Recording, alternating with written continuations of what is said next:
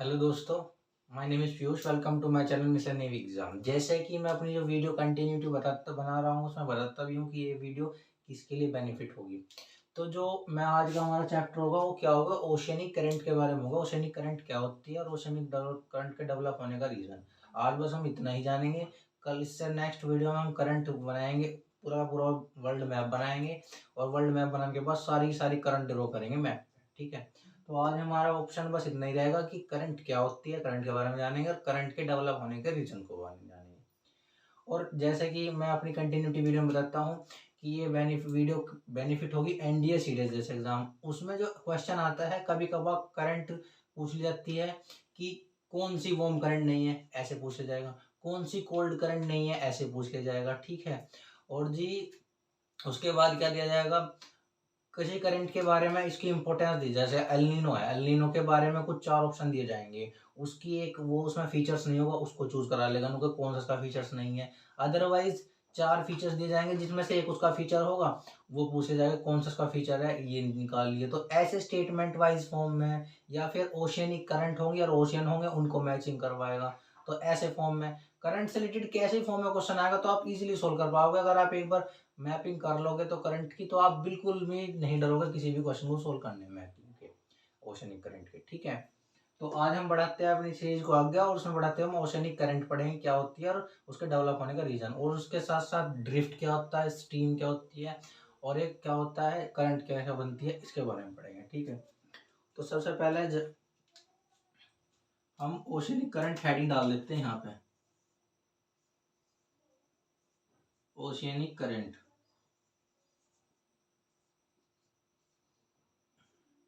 Oceanic current महासागरीय जलधारा, महासागर जलधारा। अब इसके अंदर हमें 3 चीज पढ़नी होगी। पहला तो हम पढ़ेंगे ड्रिफ्ट।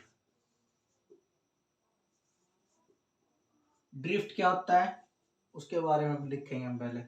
तो ड्रिफ्ट होता है कि स्लो मूवमेंट ऑफ वाटर, पानी की थोड़ी सी गति और वो भी मंद गति, यानी बहुत ही स्लो मूवमेंट हो।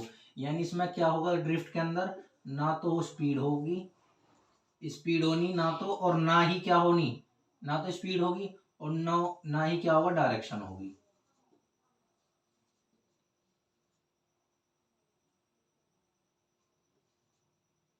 ना इसमें डायरेक्शन होती। ठीक है, उसके बाद दूसरा ऑप्शन खुलेगा किस चीज का, दूसरा ऑप्शन खुलेगा हमारा स्ट्रीम का, स्ट्रीम का। अब इसका क्या है, इसके अंदर क्या होगा, इसके अंदर क्या होगा, स्पीड भी होगी, हाई स्पीड होगी, अब बहुत ज्यादा हाई स्पीड होगी। ठीक है, और उसके बाद plus one direction motion, one direction motion में चलेगी वो। ठीक है, अब इसके बाद आती है करंट।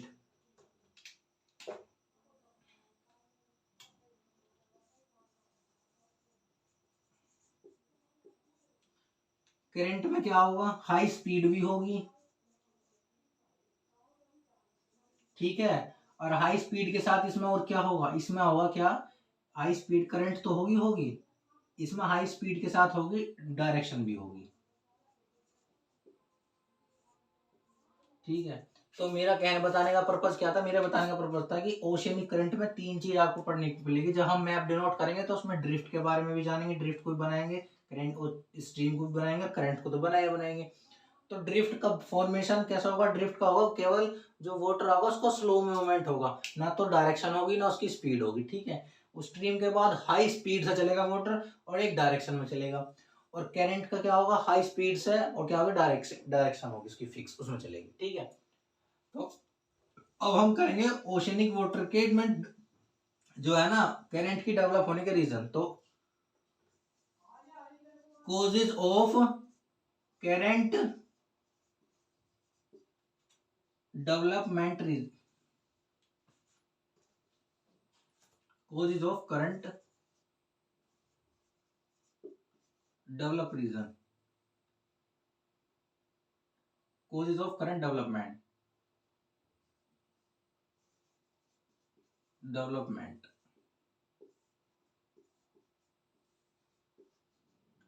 या तो क्वेश्चन बस खाली ऐसा पूछा जाएगा कि कौन कौन से कारण हैं जो प्रभावित करते हैं, किसके कारण उत्पत्ति होती है। अगर आप यहाँ से याद रखना चाहो, एक ये छोटा सा ब्रीफिंग होगा, उससे भी हो जाएगा। अदरवाइज इसका ही फिर मैं ब्रीफिंग करूंगा, लॉन्ग लेंथी पूरा इलेबोरेट करूंगा उसको, तो उसके बारे में भी आप पूरा पढ़ना, ठीक है। तो पहला देखें हम अर्थ। अर्थ के अंदर क्या होगा, अर्थ के अंदर होगा तो ग्रेविटेशन, दूसरा होगा रोटेशन, ठीक है। दूसरा होगा ओशियनिक फैक्टर। ओशियनिक फैक्टर के अंदर क्या क्या है, ओशियनिक फैक्टर के अंदर है टेम्परेचर, सैलिनिटी, ठीक है, डेंसिटी, ठीक है। और उसके बाद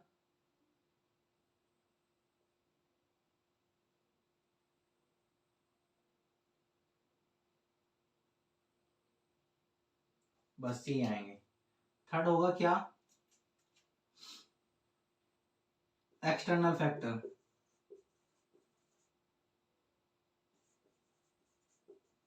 अब एक्सटर्नल फैक्टर के अंदर क्या क्या है, एक्सटर्नल फैक्टर के अंदर देखो क्या क्या आता है, wind, atmospheric pressure, atmosphere pressure और रेनफॉल, ठीक है। ये इसके अंदर आते हैं। अब एक फोर्थ पॉइंट बच जाता है, उसको हम यहाँ लिख देते हैं, वो होगा थोड़ा सा हमारे कोस्टल्स,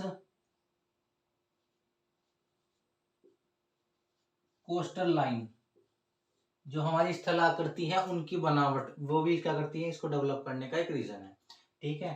तो अभी आपको बस क्या पता चला, अभी आपको पता चला ओशनिक जो करंट है उसके डेवलप होने के लिए एक तो अर्थ होगी, दूसरा ओशनिक फैक्टर होंगे, तीसरा एक्सटर्नल फैक्टर होगा, फिर उसके बाद कोस्टल लाइन जो उनकी स्थला करती है, वो भी स्थल की स्थला करती है, भी इसको प्रभावित करती है। अब हम इनको एक कर इलेबोरेट करेंगे, जो जितने भी इंपॉर्टेंट पार्ट है उनको इलेबोरेट करेंगे, अदरवाइज ज्यादा हमें पढ़ने की जरूरत नहीं है, जो क्वेश्चन आएगा उन्हीं से पूछा जाएगा, ठीक है। तो हम पढ़ते हैं, कहां से स्टार्ट करते हैं कि अब हम स्टार्ट करते हैं कहां से, ओशनिक करंट में एक सबसे पहला पढ़ेंगे हम रोटेशन कैसे इफेक्ट करता है और कैसे इसको क्या बोले करंट का फॉर्मेशन होता है, ठीक है। तो अभी बस आप इसका फोकस करो कि रोटेशन कैसे इफेक्ट करता है,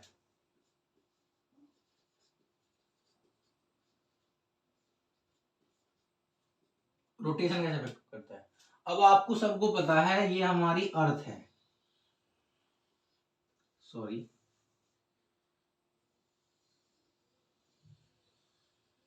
ठीक है। तो अर्थ का जो क्या बोल रहे हैं वो होता है रोटेशन का मूवमेंट, यानी परिभ्रमण जो होता है वो कैसा करती है, वो वेस्ट टू ईस्ट घूमती है, ठीक है। तो जब हमारी अर्थ वेस्ट टू ईस्ट घूमेगी तो वाटर तो वहां का वहीं स्लो बनाए रखेगा ना, एक अपने अपने स्थान पे रहेगा, पहले तो वो अर्थ के साथ तो मोशन नहीं करेगा, बट वो उसके विपरीत डायरेक्शन में चलेगा। जैसे अर्थ तो ऐसे तरफ चलेगी, वेस्ट टू ईस्ट की तरफ करेगी, तो जो वाटर चलेगा वो ऐसे चलेगा, मैं रेड मार्कर से कर रहा हूँ, वो इधर की तरफ चलेगा, मतलब ईस्ट से वेस्ट की ओर वाटर चलेगा, नीचे वो इधर की तरफ, ईस्ट से वेस्ट की ओर। भाई आप ऐसा करो कि देखो, आप जरा ध्यान से देखो, जो अगर अर्थ आप ऐसे चल रही है, आप इसको एक्सपेरिमेंट कर भी लेना, कर भी सकते हो, इजीली आप समझ जाओगे। जैसे अर्थ है ये, वो अगर आप वेस्ट टू ईस्ट घूम रही है ऐसे, तो खाली प्लेस ही तो चल रहा घूम रहा है ना, अर्थ ही तो घूम रही है, स्थले का वही तो मूवमेंट कर रहा, बस वाटर तो नहीं कर रहा, वो उसके अपोजिट डायरेक्शन चलेगा। जब वो उसके अपोजिट डायरेक्शन चलेगा तो क्या होगा, ये हमारा क्या हो गया, इक्वेटर हो गया। अब आप इसमें ऐसे समझो, दोबारा से मैं ऐसा बनाऊंगा, तो ये हमारा जो हो गया ना, ये क्या हो गया, हमारी अर्थ होगी, ठीक है, ये हमारी होगी अर्थ, ये हमारा क्या हो गया, इक्वेटर, ये हमारा इक्वेटर हो गया। अब मैंने आपको बताया जो अर्थ का मूवमेंट है वो कैसा है, वेस्ट टू ईस्ट ऐसा है। जब अर्थ वेस्ट टू ईस्ट रन करेगी, क्या कर लेंगे, मूवमेंट करनी शुरू करेगी, मतलब उसका परिभ्रमण रोटेशन शुरू करेगी, तो जो वाटर का मूवमेंट होगा, वाटर का मूवमेंट उसका वो हो जाएगा, अपोजिट हो जाएगा, रिवर्स हो जाएगा, और वो कैसा हो जाएगा, वो ऐसा हो जाएगा, हम इसे ब्लैक मार्कर से कर देते हैं, वो ऐसा हो जाएगा। तो यानी वाटर इधर की तरफ, अर्थ इधर की तरफ, मैं इधर लगा देता हूँ, तो अर्थ का मूवमेंट तो इधर की तरफ हो जाएगा और वाटर इधर को चलेगा उल्टा, ठीक है। और जब क्लाइमेटोलॉजी में आपने पढ़ा था कि जो विंड आती है वो क्या बोल रहे हैं, इक्वेटर की तरफ विंड आएंगी, तो उन पे एक फोर्स काम करे, कोरिलेसिस फोर्स, जो उनकी डायरेक्शन को इफेक्ट करे। ऐसा ही फोर्स यहाँ पे लगता है जिसे विक्षेपित बल बोलते हैं। ऐसी फोर्स यहाँ पे लगता है जिसे विक्षेपित बल बोलते हैं, विक्षेपित बल।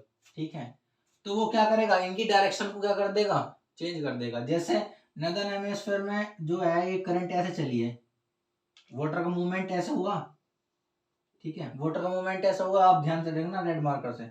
तो जो विक्षेपित बल क्या करेगा, वो इसकी डायरेक्शन को चेंज कर देगा। और वो डायरेक्शन कैसे कर देगा, जब वो लगेगा तो करंट ऐसे चल रही है, तो लगने के बाद इसे ऐसे राइट में मोड़ देगा, तो ये ऐसे मुड़ जाएगी। नदन हेमिस्फीयर की जितनी भी करंट है वे कहाँ को मुड़ जाएंगी, राइट की तरफ मुड़ जाएंगी। ऐसे ही जो सदर्न हेमिस्फीयर में ऐसे करंट चल रही है, पानी का मूवमेंट ऐसा हुआ आगे को, भाई वेस्ट से ईस्ट की तरफ को चला नहीं चला, तो क्या हुआ, फिर वो विक्षेपक बल लगा, तो वो क्या होगा, डाउनवर्ड मोड़ देगा लेफ्ट की तरफ। तो इससे आपको पता चला जो रोटेशन है वो कैसे करता है, अर्थ के क्या लेकर, अर्थ का जो रोटेशन है वो ओशनिक करंट को डेवलप करने का एक रीजन है। वो कैसे, जब अर्थ रोटेशन करेगी तो पानी जो है ना उसकी बैकवर्ड यानी उसकी रिवर्स डायरेक्शन में मूव करेगा। जब वो रिवर्स डायरेक्शन में मूव करेगा तो क्या होगा, उस पर एक फोर्स लगेगा जिसका क्या नाम है, विक्षेपित बल, और उससे क्या होगा, उसके करंट का फॉर्मेशन हो जाएगा। तो ये रोटेशन इफेक्ट करता है इस टाइप से। आई होप आपको ये समझ में आया होगा। रोटेशन का बस एक सिंपल सा फंडा ये है कि अर्थ का मूवमेंट वेस्ट टू ईस्ट, और जो हमारा वाटर मूवमेंट करेगा फिर ईस्ट टू वेस्ट करेगा। फिर क्या होगा, जब वेस्ट टू ईस्ट करने करने पे एक फोर्स लगेगा उस वाटर के मूवमेंट पे, जिससे वो एक तरफ क्या बोले उसकी डायरेक्शन बन जाएगी, यानी नदर्न हेमिस्फीयर की राइट साइड में, और जी क्या बोले साउदर्न हेमिस्फीयर की लेफ्ट साइड में हो जाएगा, तो करंट का फॉर्मेशन हो जाएगा। ठीक है, ये हमारा पहला पॉइंट कंप्लीट हुआ रोटेशन का। अगर आपको समझ में आया हो तो अच्छी बात है, अदरवाइज आपको नहीं समझ आया तो आप कमेंट में मैसेज डालना, मैं आपको एक बार और एक्सप्लेनेशन कर दूंगा वीडियो में। ठीक है, ठीक है, तो मैं अभी इसे छोटा सा लिख करके यहाँ लिख देता हूँ, रोटेशन इफेक्ट करता है। ठीक है, ये मैंने यहाँ डाल दिया, रोटेशन इफेक्ट करता है, पहला पॉइंट। अब दूसरा पढ़ेंगे हम क्या, प्रेशर। अब हम प्रेशर के बारे में जानेंगे। आपने सुना होगा, क्लाइमेटोलॉजी में पढ़ा होगा कि जितना जितना हाइट पर जाएंगे उतना ही प्रेशर कम होता चला जाए। तो हाइट का प्रेशर के साथ क्या होगा, इनवर्सली प्रोपोर्शनल वो है, रिलेशन हो है। मतलब जितनी जितनी हाइट बढ़ेगी उतना उतना प्रेशर घटता चला जाएगा। ठीक है, तो जिस स्थान पे जहां पे प्रेशर सबसे ज्यादा होगा वहां समुद्र का तल क्या होगा, ओशियनिक वाटर का जो सरफेस होगा वो नीचे होगा। ठीक है, और जहां पे प्रेशर ज्यादा होगा, जहां पे प्रेशर ज्यादा होगा तो वहां पे ओशियनिक वाटर का क्या होगा, जो सरफेस होगा हाई होगा। ठीक है, तो अब आप ऐसे समझो कि दो ओशियनिक बॉडी है ये वाली। ठीक है, एक तो ये ओशियनिक बॉडी होगी, ठीक है, और एक ये ओशियनिक बॉडी होगी। ठीक है, तो अब आप एक चीज देखो जरा, मेरे ध्यान से सुनना, ये तो हो गया हाइट पे, और ये हो गया डेप्थ में, थोड़ा सा इससे थोड़ा डेप्थ में। ठीक है, मैंने नहीं बताया आपको, हाइट का डेप्थ के जो प्रेशर है उसका इनवर्सली प्रोपोर्शनल होता है, क्या कनेक्शन जो होता है, मतलब जितनी जितनी हाइट बढ़ाएंगे उतना उतना प्रेशर कम होता चला जाएगा। अब जितना प्रेशर कम होता चला जाएगा तो इसका मतलब क्या हुआ, जो ज्यादा हाइट पर होगा उसका सरफेस क्या होगा, ओशनिक सरफेस हाई होगा, ऊंचा उठा हुआ होगा। और जो कम हाइट पर होगा, ज्यादा मतलब कम हाइट पर होगा, उसका सरफेस क्या होगा, डाउन होगा, तो वहां पर ओशनिक अमाउंट कम होगा पानी का। तो जो वाटर होगा वो कैसे चलेगा, अब आप देखो वाटर जो चलेगा वो high pressure to low pressure की तरफ चलेगा, high pressure to low pressure, यानी जहां जहां समुद्र का तल नीचा होगा उधर की वहां से, जहां समुद्र का तल क्या बोल रहे नहीं, जहां समुद्र का तल ऊंचा होगा वहां से समुद्र का तल नीचे होने की तरफ। तो मतलब समझ रहे हो मैं ये कहना चाह रहा हूँ, जो प्रेशर है वो कैसे इफेक्ट करता है, प्रेशर हाइट के इनवर्सली प्रोपोर्शनल। पहले तो आप एक बात ये समझो, सबसे पहली बात ये समझो, जैसे जैसे आप किसी माउंटेन की हाइट पर जाओगे तो वहां प्रेशर घटता जाएगा, नहीं घटता जाएगा, जैसे जैसे आप बढ़ते जाओगे आपका प्रेशर वहां वहां पे प्रेशर कम होता चला जाएगा। ठीक है, पहले तो ये समझो, ओशनिक बॉडी जितनी हाइट पर होगी उसका प्रेशर उतना ही कम। ठीक है, और ओशियनिक बॉडी जितनी कम हाइट पर होगी उसका प्रेशर उतना ही ज़्यादा है। ठीक है, तो यहाँ मैं लिख देता हूँ प्रेशर ज़्यादा है, यहाँ लिख देता हूँ प्रेशर कम। ठीक है, अब जो ओशियनिक बॉडी हाइट पे होगी है, जो ओशियनिक बॉडी हाइट पे होगी है, तो वो उसका वाटर जो मूवमेंट करेगा लो ओशियनिक बॉडी की तरफ तो करेगा, जो उससे कम हाइट पे होगी इसकी तरफ से जाएगा। तो अच्छा, ऑटोमेटिक क्या बन जाएगी, करंट का फॉर्मेशन हो जाएगा। और जो करंट का फॉर्मेशन हो कैसा होगा, वो होगा लो प्रेशर से हाई प्रेशर की तरफ, लो प्रेशर से हाई प्रेशर की तरफ करंट का क्या होगा, फॉर्मेशन होगा। तो बस आपको इतना ध्यान रखना है, जो प्रेशर इफेक्ट करता है, प्रेशर कैसे इफेक्ट करता है कि जो करंट का फॉर्मेशन होगा लो प्रेशर से हाई प्रेशर की तरफ होगा। ठीक है, एक प्रेशर इसका इफेक्ट करता है, ये मैंने बता दिया आपको। उसके बाद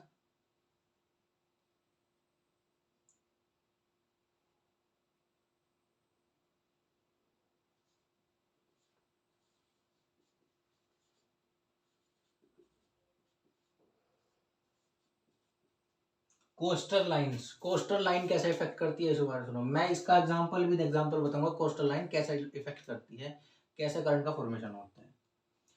अगर आप सपोज करो, सॉरी,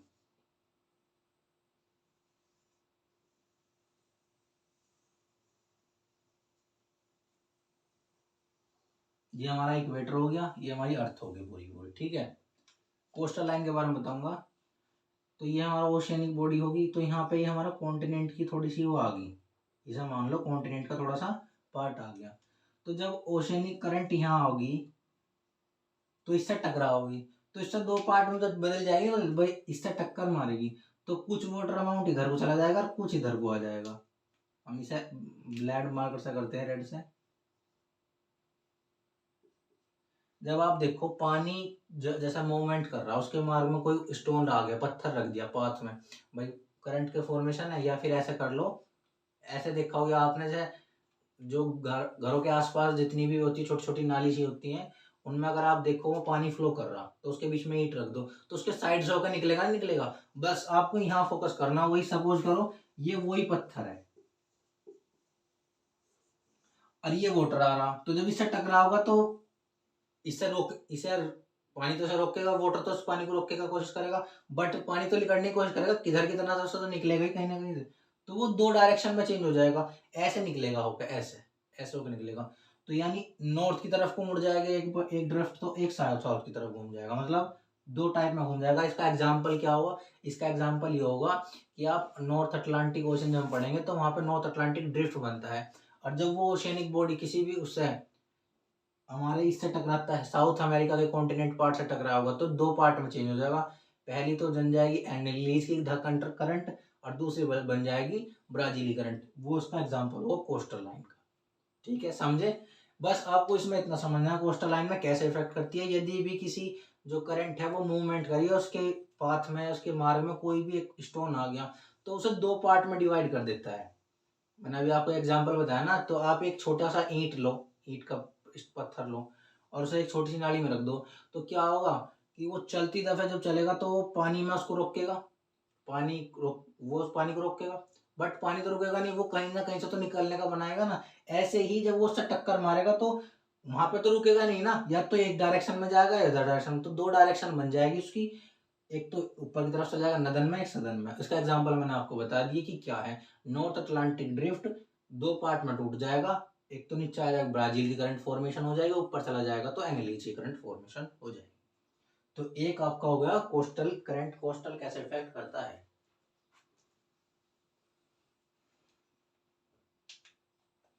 उसके बाद एक ऑप्शन करते हैं हम, क्या इफेक्ट करने का,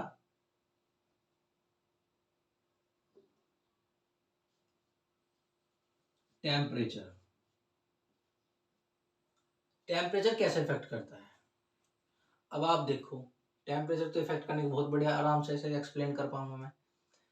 जब किसी भी स्थान का टेम्परेचर बढ़ाओगे, पानी इवेपोरेट होगा, और जब घटाओगे तो वहां पर पानी का क्या होगा, कॉन्ट्रैक्शन होगा। जब आप बर्फ जमाते हो तो पानी लिक्विड की फॉर्म में होता है पहले तो, और बर्फ टेम्परेचर कम करने पर धीरे धीरे धीरे धीरे पानी क्या होगा, कॉन्ट्रैक्शन हो जाएगा, उसके जो इंटरमोलिक्यूल होंगे उनके बीच में कॉन्ट्रैक्शन होगा, तो वो पानी क्या करेगा, वाटर क्या होगा, आइस के फॉर्म में कम हो जाएगा, चेंज हो जाएगा। तो ऐसे ही टेम्परेचर बढ़ाने पे तो वाटर जो एक्सपेंड करेगा, और टेम्परेचर घटने पे श्रिंक करेगा, और जब ये मूवमेंट होगा तो ओशनिक करंट के डेवलप होने का एक रीजन होगा। ठीक है, एक इसका फिफ्थ पॉइंट रखते हैं हम, क्या, सैलिनिटी।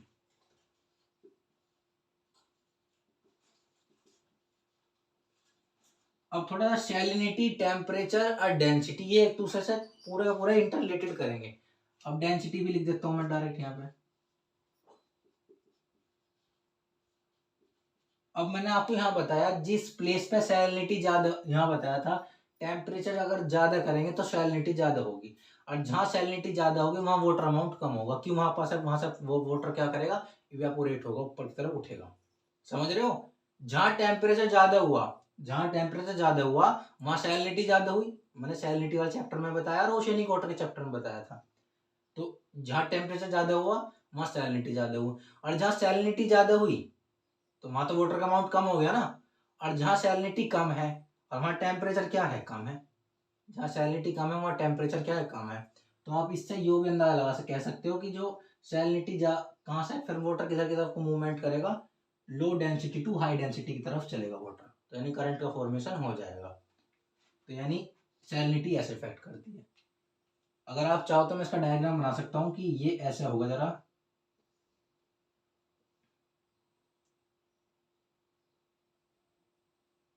ऐसा कर लो इसको। तो यहाँ पे तो हो जाएगा, यहाँ तो होगा टेम्परेचर ज्यादा हो जाएगा, तो यहाँ सैलिनिटी, सॉरी, टेम्परेचर कम होगा तो यहाँ सैलिनिटी, सैलिनिटी कम होगी। ठीक है, यहाँ पे टेम्परेचर क्या होगा, टेम्परेचर यहाँ पे क्या होगा, ज्यादा होगा, और यहाँ सैलिनिटी भी क्या होगी, ज्यादा होगी। और जब यहाँ टेम्परेचर भी ज्यादा, सैलिनिटी भी ज्यादा हो जाएगी, तो यहाँ वाटर का अमाउंट कम हो जाएगा। तो क्यों, वाटर इवेपोरेट हो जाएगा ना, वाष्पीकरण पानी का वाष्पीकरण शुरू हो जाएगा ना।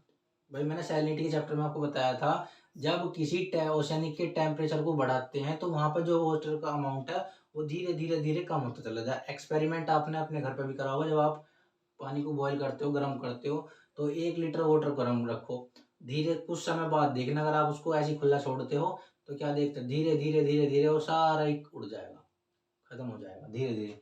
तो यानी जहाँ पे टेम्परेचर कम, तो सैलिनिटी की तरफ से सैलिनिटी इफेक्ट करती है, तो वाटर का मूवमेंट कहाँ से तरफ जाएगा, हाई, लो सैलिनिटी से हाई सैलिनिटी की तरफ चला जाएगा। ठीक है, ऐसी डेंसिटी होगी। अगर आप डेंसिटी को सैलिनिटी समझना चाहोगे तो और भी इजी होगा, कैसे, जहाँ टेम्परेचर ज्यादा है वहाँ सैलिनिटी ज्यादा है, जहाँ टेम्परेचर ज्यादा है वहाँ सैलिनिटी ज्यादा है, और जहाँ सैलिनिटी ज्यादा है वहाँ डेंसिटी भी ज्यादा है, और जहाँ टेम्परेचर कम वहाँ सैलिनिटी कम, और जहाँ सैलिनिटी कम वहाँ डेंसिटी कम। बस फॉर्मेशन भी यही रीजन है डेंसिटी का होने का। ठीक है, आई थिंक आपको ये समझ में आएगा। अब आप एक पॉइंट और समझो, वो क्या होता है, इवापोरेशन। इवापोरेशन कैसे इफेक्ट करता है,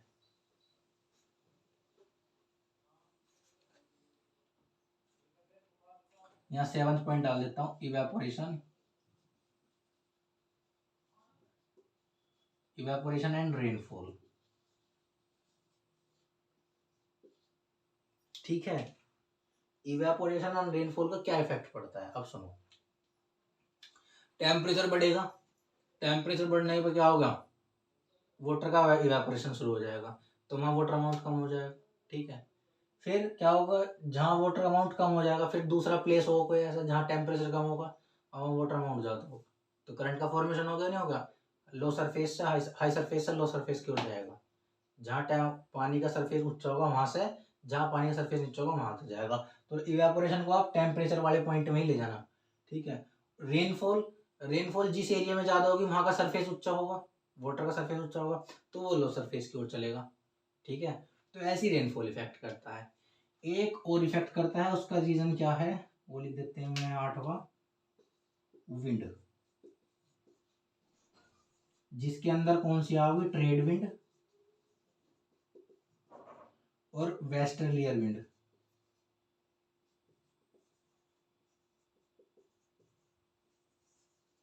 यानी आपको याद रखना कि ओशियनिक करंट के डेवलप होने के क्या रीजन है।